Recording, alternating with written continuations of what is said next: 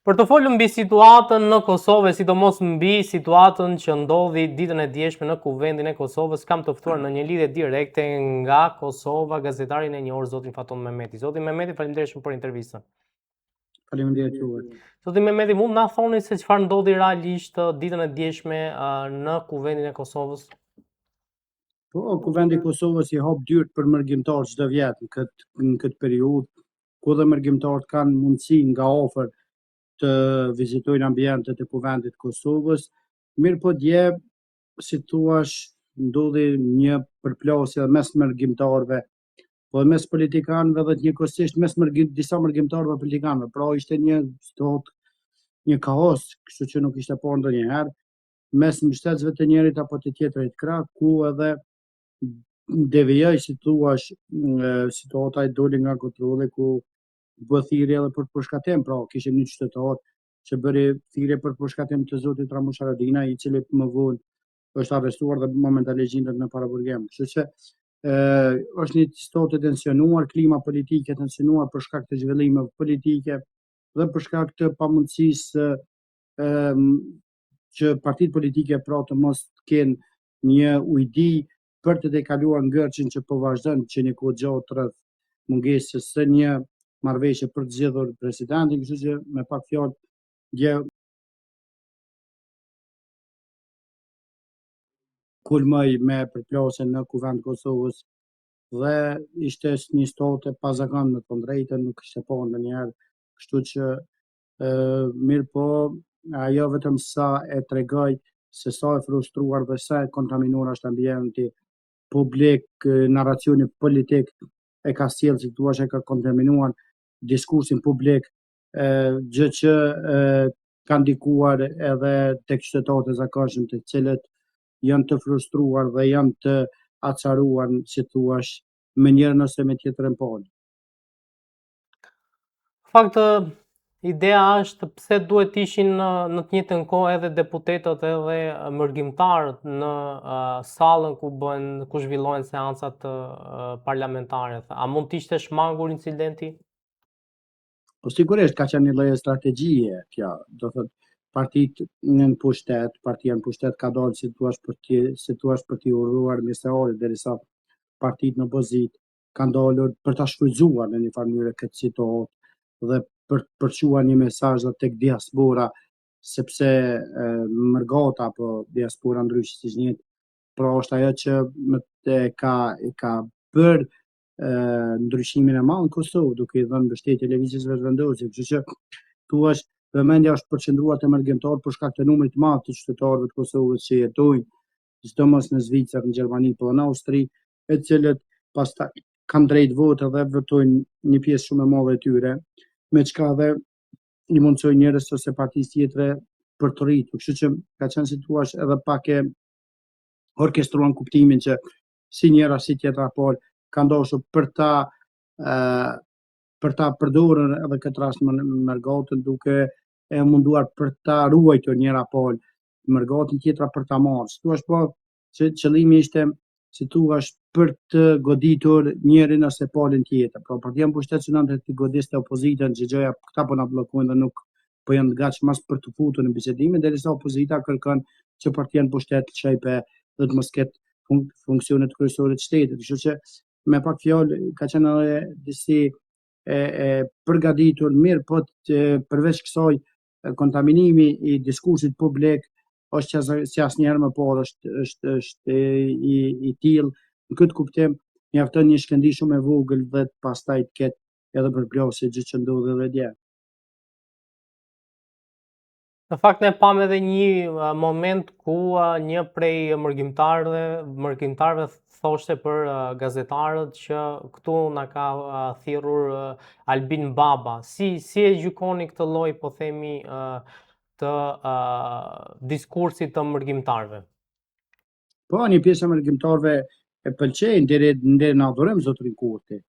Pra duke thënë Albin Baba, duke thënë si mbreti i shqiptarëve, e tjetër, derisa një pjesë më e vogël që është realisht, sipas votave diku 83-84% vetëvendosja është e pëlqyer në mërgat, derisa pjesa tjetër është ajo që mbështesin opozitën, edhe të cilët pastaj kanë një qasje tjetër ndaj Zotit Kurti, pra janë dy pole të ndryshme. Pra Zoti Kurti nuk është prej atyre që mund të jesh neutral në raport me të, ose mund ta adhurosh ose mund ta urrejsh. Kështu pak a shumë është për kufizimi i tipologjisë së këtij politike. Kështu që qytetarët janë ata të cilët e pëlqejnë pjesë e madhe deri në adhurim. Prandaj edhe nuk është e befasishme ajo që ju e cituat, është dëgjuar disa herë, është thënë dhe thuhet edhe në jetën publike edhe në Kosovë të thuhet, pra Albini lavdërohet edhe deri në hiperbolizim të figurës së tij. Prandaj edhe është e krejtësisht brenda për ne që jetojmë këtu dhe jemi të përditshëm me këto gjëra, është thjesht diçka rutinë, nuk është ndonjë gjë e papritur. Po gjithashtu edhe ajo që është e papritur realisht dhe që ka filluar të bëhet pjesë e, po themi fatkeqësisht, një kulture të keqe politike, është që urrejtja është jashtëzakonisht shumë e madhe ndaj njerëzve ose palë tjetër, deri sa kërkohet edhe të vriten ose të pushkatohen. Kjo është e papranueshme dhe në këtë diskurs publik një ndihmë shumë të madhe ka dhënë edhe vetë politikanët. Kujtojmë që zoti Haradinaj vazhdimsi e ka quajtur zotin Albin Kurti spion i Serbisë dhe kjo është e papranueshme, pa paraqitur asnjë fakt. Thjesht përdorur për ta dëmtuar politikisht, ka përdorur një diskurs. Pastaj njëjti diskurs publik po ju rikthehet atyre të cilët po e ndërtojnë këtë dhe pastaj kur po ju rikthehet po dolin në rolin e viktimës. Kështu që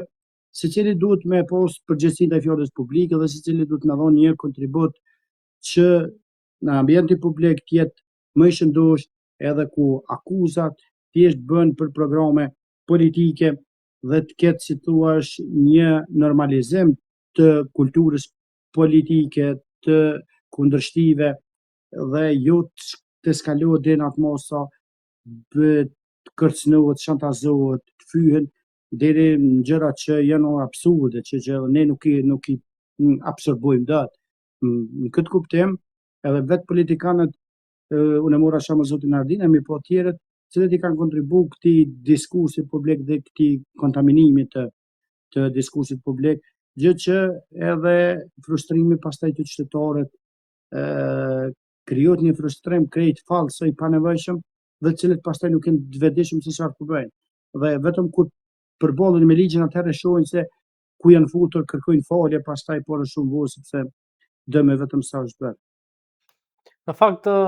kisha ndërmend ju pyetje lidhur edhe me deklaratat që janë bërë në adresë të zotit Ramush Haradinaj. Ka pasur reagim nga institucionet e drejtësisë apo qoftë edhe nga zoti Haradinaj vetë?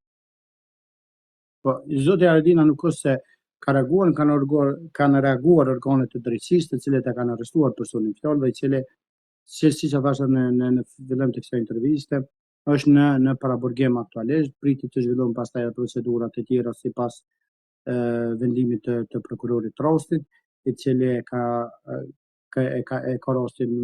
në shqyrtim e sipër, kështu që është një person i cili e ka thënë në eufori e sipër, besoj që nuk ose e ka pas në një qëllim, mirë po them prap, gjithë ky frustrim, gjithë ky shpërthim emocional i pakontrolluar i qytetarëve është pasojë e ndërtimit të një klime të urrejtjes ndaj njëri tjetrit, krejtësisht e panevojshme dhe në këtë aspekt një kontribut jashtëzakonisht të madh kanë dhënë vetë politikanët, pra të cilët sot po akuzohen, po bëhet thirrje ndaj tyre për vrasje, po fyhen vetë këta politikanët e kanë ndërtuar këtë narracion politik. Dhe fatkeqësisht pastaj kjo nuk është se po ndalet, vetëm po thellohet më tepër.